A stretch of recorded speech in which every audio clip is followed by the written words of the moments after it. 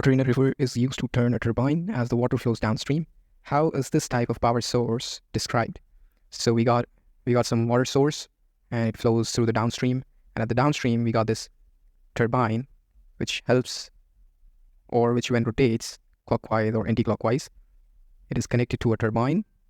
And when the blade rotates, the turbine, the generator of the turbine is also is in the motion. Okay, due to the downstream flow of the water.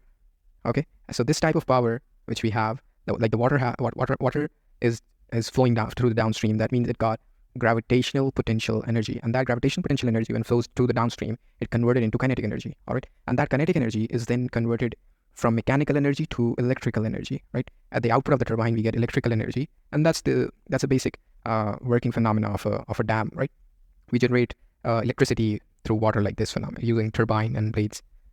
Okay, so and this power source is primarily defined as hydroelectric, which means hydro means water and electric means, of course, electricity. So we are generating electricity from hydro, so that's why we call it hydroelectric power source.